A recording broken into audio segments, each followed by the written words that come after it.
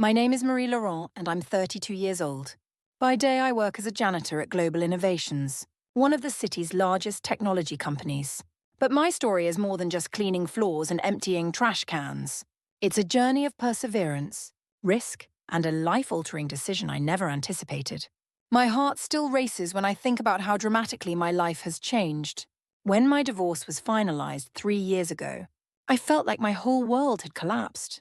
I had an MBA from a prestigious university and a promising career in accounting, but the messy separation left me emotionally drained and professionally adrift. I can still remember the knot in my stomach when I cleared out my desk at the financial firm where I'd worked for years. Every door I knocked on afterwards seemed to close before I could even get my foot in. After months of rejection that left me questioning my self-worth, I finally found work as a janitor at Global Innovations. The irony wasn't lost on me. Scrubbing floors in the same kind of corporate environment where I once presented financial reports. It wasn't the career I had imagined, but the steady paycheck helped me rebuild my life piece by piece. Each night as I drove home to my modest but modern apartment, I reminded myself this was just a temporary detour. "Good morning, Marie." Emma, the receptionist, greeted me warmly each day, her smile genuine and kind. She was one of the few who acknowledged my existence in the bustling office. To most executives, I was completely invisible, just another shadow moving through their peripheral vision. I could feel their eyes looking through me, not at me, as if I were made of glass.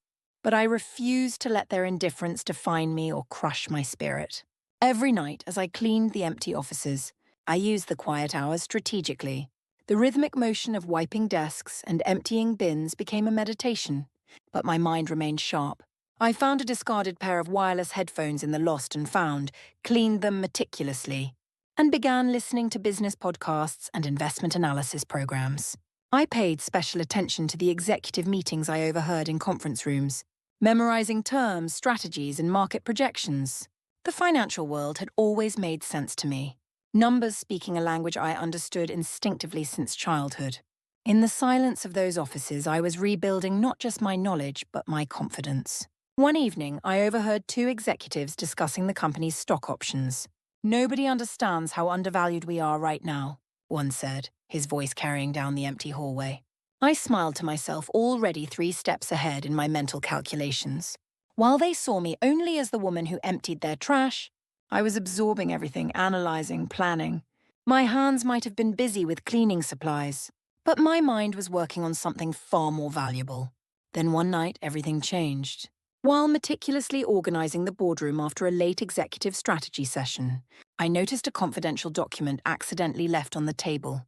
My heart skipped a beat as I scanned its contents. It was a detailed financial analysis outlining an overlooked market opportunity that would position Global Innovations perfectly against its competitors. With my accounting background and the countless hours I'd spent analyzing business strategies, I immediately recognized its transformative potential. Something even the executives had failed to fully appreciate. For years following my divorce, I had carefully saved every extra dollar. My ex-husband had always criticized my obsessive saving habits, but that discipline had left me with a substantial nest egg of $115,000. My financial security blanket. I clutched the edge of the conference table, my pulse quickening as I contemplated what suddenly seemed obvious. This wasn't just an opportunity, it felt like destiny calling. In that moment, standing alone in the dimly lit boardroom, I made a decision that would completely redefine my future. I would invest every penny in Global Innovation stock. "You've completely lost your mind, Marie," my friend Miguel, another janitor, exclaimed when I confided in him. His eyes were wide with genuine concern as he grabbed my shoulders. "You're risking absolutely everything on this gamble. What if you're wrong?" "This isn't a gamble, Miguel," I assured him, my voice steady despite the butterflies in my stomach. "I've meticulously analyzed every aspect of this investment." I showed him the spreadsheets I'd created, the market trends I'd tracked, the competitor analyses I'd compiled in my free time.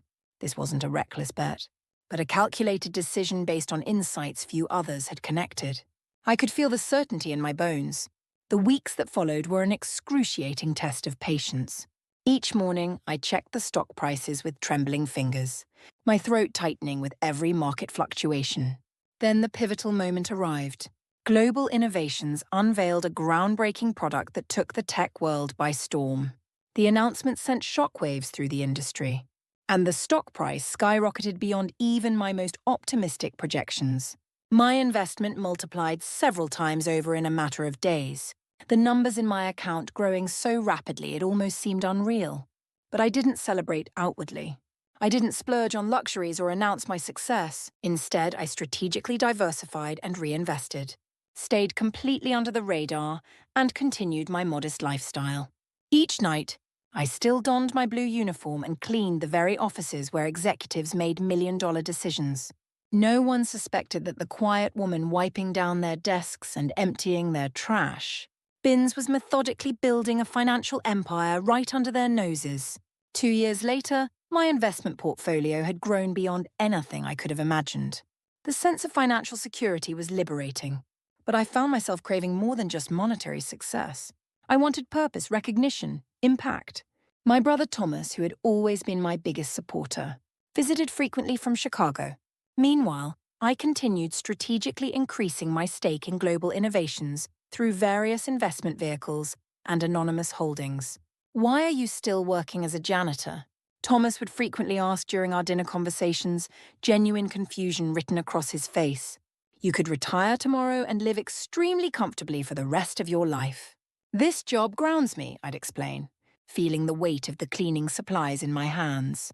"I genuinely appreciate the routine, the people, and most importantly, having unprecedented access to everything happening within the company." The invisible advantage of being overlooked had become my greatest asset. By this point, I had quietly become Global Innovations' largest individual shareholder, a fact known only to my attorney and financial advisor, Diana Martinez. "Marie, you now own approximately 20% of the company's shares," Diana informed me during one of our quarterly meetings, her voice reflecting the gravity of this revelation. "You should seriously consider attending the next shareholders' meeting. You not only have the right to voice your opinions, but your vote carries substantial weight now." I sat there in stunned silence, letting her words sink deep into my consciousness. For years, I had operated from the shadows, observing, analyzing, growing my influence while remaining invisible. But perhaps the time had come for more. Maybe it was time to step into the light and be truly seen. I had deliberately avoided shareholders' meetings before, preferring to remain anonymous while Diana represented my interests. But this particular meeting felt different. The company was considering a major merger that, based on my analysis of internal documents I'd seen while cleaning, might seriously undermine the company's core strengths. I needed to witness the discussion firsthand and see the decision-makers in action. "All right," I told Diana decisively. "I'll attend. But don't reveal who I am beforehand. I want to observe naturally, without preconceptions." The day of the meeting arrived with a surge of conflicting emotions. I found myself standing before the gleaming entrance of the Westbrook Hotel, its marble facade and gold-trimmed doors embodying the wealth and power that awaited inside. My stomach tightened with a mixture of anticipation and anxiety. I'd passed this hotel countless times but had never imagined entering as a legitimate guest rather than through the service entrance. I'd dressed as professionally as my limited wardrobe allowed, wearing a navy blue suit I'd purchased for a job interview before my life had taken its unexpected turn. It wasn't designer label, nor did it have the impeccable tailoring of the outfits worn by the executives I cleaned up after. But the clean lines and structured shoulders gave me a confidence I desperately needed. Each step toward the entrance felt like crossing an invisible boundary between my past and future. At the registration desk, a young woman with perfect makeup looked up from her tablet, scanning the list of attendees with practiced efficiency. Her perfectly shaped eyebrows furrowed slightly as she searched for my name. "Ms. Laurent, I don't see you on our regular attendee list," she said, her tone polite but tinged with doubt. Her eyes quickly assessed my outfit, and I could feel her silent judgment. "My attorney, Diana Martinez, usually represents me," I explained, my slight French accent still noticeable despite years of American life. My heart pounded against my ribs as I added, "But today I decided to attend personally." Her expression shifted momentarily, confusion flickering across her features before she recovered her professional composure. She handed me a name badge, her fingers manicured to perfection. I took it without further comment and walked into the conference room, my hands slightly trembling. Inside, the air hummed with conversation and expensive cologne. Men and women in impeccably tailored suits formed tight clusters, exchanging firm handshakes and calculated laughter. Their voices carried confidently across the room, discussing market trends and quarterly projections with casual authority. I slipped into a seat near the back, feeling both invisible and exposed simultaneously, an outsider in a world I had observed but never truly participated in. The meeting began promptly as Alexander Reed, Global Innovations CEO, strode confidently to the podium. I had seen him countless times before, yet he had never once seen me. I had wiped the fingerprints from his office glass walls, emptied his trash bins, vacuumed the very carpet his Italian leather shoes walked upon each day. He was the epitome of corporate success, tall and commanding with prematurely silver hair that only enhanced his authority. He moved through the world with the unshakable confidence of someone who had never doubted his place in it, completely blind to those who existed in the margins of his vision. He began presenting the company's impressive quarterly results, his voice resonating with practiced charm. The discussion soon shifted to the proposed merger, and I listened intently as other shareholders voiced their concerns. My analytical mind raced ahead, identifying gaps in his reasoning, flaws in the financial projections. Finally, gathering every ounce of courage, I raised my hand. My heart threatened to burst from my chest as the moderator acknowledged me. I stood, feeling the weight of curious glances and raised eyebrows. Despite the confidence I'd built in my investment strategies, public speaking had never been my strength, and the faint trace of my accent suddenly felt more pronounced than ever. "Good afternoon," I began, preparing to question the merger's impact on product development timelines. But before I could complete my thought, Alexander Reed interrupted with a dismissive smile that didn't reach his eyes. "Excuse me, but who exactly are you?" he asked, his gaze sweeping from my face to my shoes in a quick assessment. His tone maintained a veneer of politeness, but the condescension beneath it cut like glass. "I don't believe we've seen you at any previous meetings." "I'm Marie-Laurent," I replied, fighting to keep my voice steady as heat crept up my neck. His smile faltered as confusion crossed his face. Then recognition dawned, his eyes widening almost imperceptibly. "The janitor?" he blurted out, disbelief dripping from every syllable. A short, harsh laugh escaped him as he turned to his colleagues at the head table. "What are you doing here? This is a shareholders' meeting, not a staff function." He paused, surveying the room with a smirk. "I mean, seriously." He dragged the words out with exaggerated patience, as if speaking to a child. "Are you lost? Did someone forget to lock the maintenance closet?" Scattered laughter rippled through the room, sharp and uncomfortable. My face burned with humiliation, my hands trembling slightly at my sides. But beneath the embarrassment, something harder crystallized, a fierce determination I hadn't felt since before my divorce. "I am a shareholder," I stated firmly, my voice stronger than I expected. "I have every right to be here." Alexander's amusement vanished instantly. His posture stiffened, his expression hardening into something colder, more dangerous. "Security," he called to a man positioned near the door. "Please escort Ms. Laurent outside. There appears to be some confusion about who belongs in this meeting." The security guard took a step forward, but before he could reach me, Diana rose from her seat several rows ahead. "Excuse me, Mr. Reed," she said, her voice cutting through the tension with professional clarity. "There is absolutely no confusion here. Ms. Laurent is, in fact, Global Innovations' largest individual shareholder. She currently holds approximately 20% of the company's stock." The silence that followed was absolute, like the moment after a thunderclap. Alexander's face drained of color, the confident mask slipping to reveal genuine shock. The other executives exchanged alarmed glances, shifting uncomfortably in their expensive chairs. "That's completely impossible," Alexander stammered, his composure cracking visibly. She cleans our offices, and she also happens to be a brilliant financial analyst with an MBA and exceptional investment insight," Diana replied coolly. "I strongly suggest you listen carefully to her question.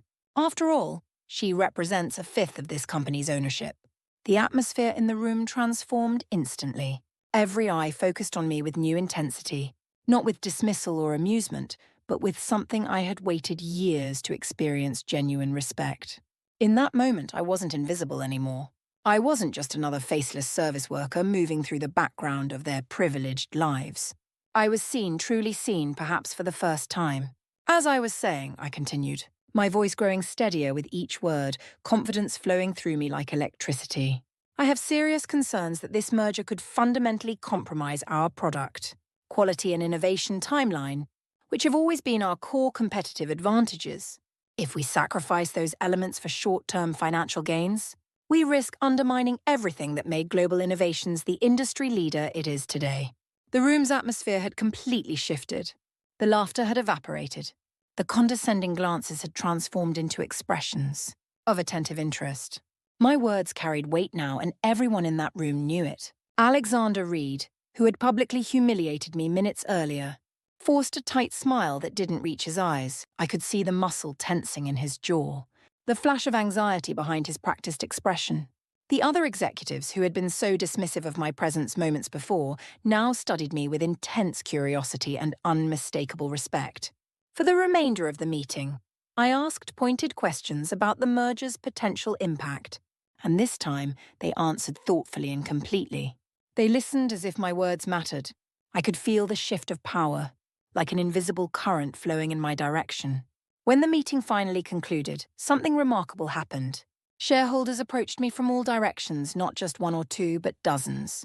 They introduced themselves eagerly, shook my hand with newfound respect, and engaged me in substantive conversation. Several handed me their business cards, clearly eager to connect with the woman they had overlooked for so long, the janitor who had quietly become a financial powerhouse. Alexander was the last to approach. He hesitated visibly, discomfort radiating from his stiff posture, before forcing another tight-lipped smile and extending his hand. "Ms. Laurent," he said, his tone carefully measured, "I owe you an apology for the misunderstanding earlier. I had absolutely no idea about your position with the company." I met his gaze directly and shook his hand firmly, feeling the slight clamminess of his palm against mine. "For 3 years, I have cleaned your office every week, Mr. Reed. I've said good evening to you hundreds of times when you've worked late, and not once have you acknowledged my existence." His practiced smile faltered. He opened his mouth, then closed it again, apparently at a loss for words. Finally, he cleared his throat awkwardly. "I'd like to schedule a private meeting with you as soon as possible," he said, quickly changing the subject. "As our largest investor, your perspective is incredibly valuable to our decision-making process." I offered a polite but reserved smile. "Of course, Diana will contact your office to make the arrangements. And regarding the merger proposal, I hope you'll seriously reconsider the concerns I raised today about maintaining our innovative edge." As I turned to leave, I could feel their collective gaze following me across the room, tracking my progress to the exit. I was no longer invisible, no longer just the woman with the mop and cleaning cart. I was Marie Laurent, financial strategist, major shareholder, and now a force to be reckoned with at Global Innovations. The next morning, I arrived at work at my usual time of 5:00 a.m. The world hadn't magically transformed overnight, and my responsibilities remained the same.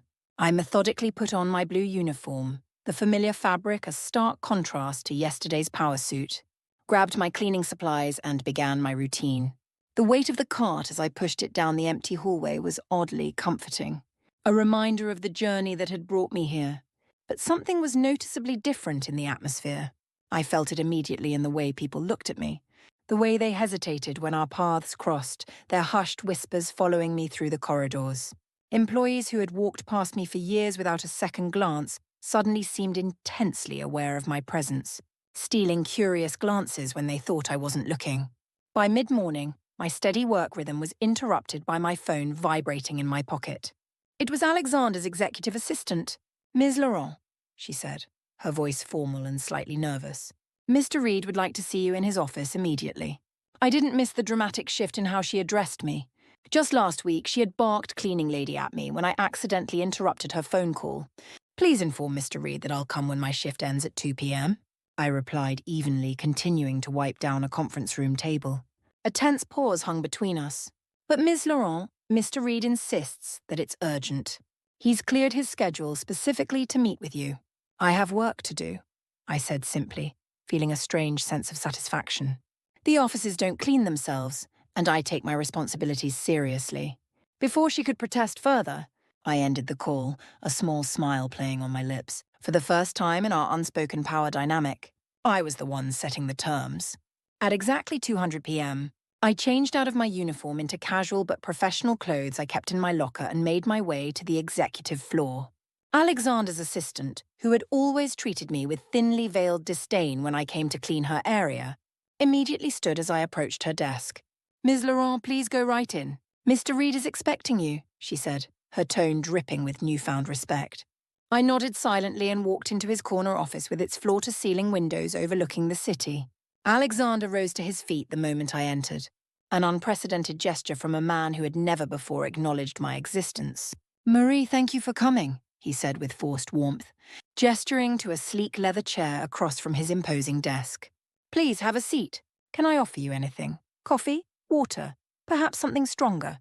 "Water is fine, thank you," I replied, settling into the chair and feeling its expensive leather yield beneath me. I deliberately took my time, observing how he personally rushed to pour water rather than asking his assistant. He cleared his throat nervously. I wanted to personally apologize for yesterday's unfortunate incident. It was completely unacceptable. I studied his face carefully, noting the slight sheen of sweat on his forehead. "Are you apologizing because you discovered I'm your largest shareholder, or because you publicly humiliated a human being who deserved basic respect, regardless of her position?" The question clearly caught him off guard. He blinked rapidly, visibly struggling to formulate a response. After an uncomfortable pause, he admitted reluctantly, "Both, if I'm being honest. The truth is, I never really saw you. You were background." I nodded slowly. "That's precisely the problem, Mr. Reed. Not just with me, but with dozens of valuable employees in this company.